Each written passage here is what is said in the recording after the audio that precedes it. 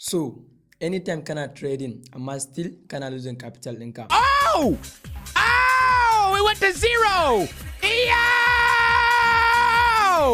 In this video, zan nuna maka step by step yadda zaka mayar da $100 zuwa $1,000 a trading. For now, hanya mai sauki da zaka fara samun kuɗi sosai a trading like shine ka zama funded trader. Almost 40% forex traders ba da kuɗin su suke trading ba, suna ansan profam accounts ne. Abin da nake nufi da profam like wasu kamfani ne wanda already idan ka iya trading za su maka depositing any amount of money da kake so a trading account ɗinka. Tun daga 5,000k har zuwa 400k. Like za su maka depositing, za su baka challenge phase 1 and phase 2. Idan kai passing za su baka depositing real kuɗi a cikin trading account naka. So in suka baka depositing daga time din like ko nawa kai making profit za ka dinga ɗaukan 90%, su kuma za su dinga ɗaukan 10%.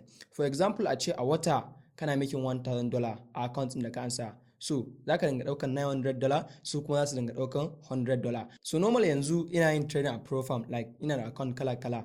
Akwai wanda na yi passing, akwai wanda ban yi passing ba, kuma definitely yanzu akwai wanda already na riga mana yi payout, kuma ina yin payout kamar yadda kuke gani. So for now idan kana so ka fara trading like kuma baka da kuɗin da zaka fara yin trading, so zan baka shawara like ka je ka ansa Profam.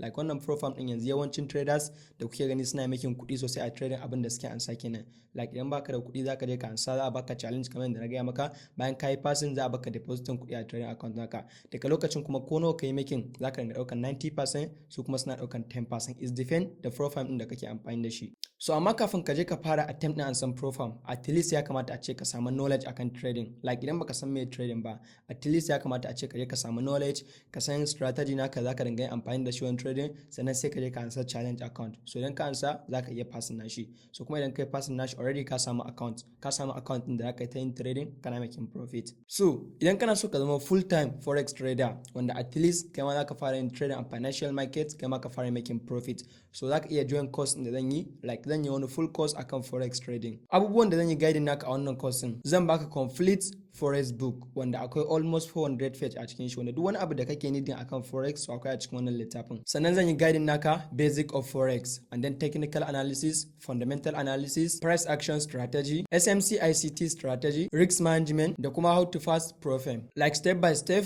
yanda zaka ansa challenge account da kuma yanda zaka yi passing phase 1 and phase 2. Idan kana so kai join wannan class din, kai clicking bio nawa, sannan za ga wasu link nawa sai ka min DM.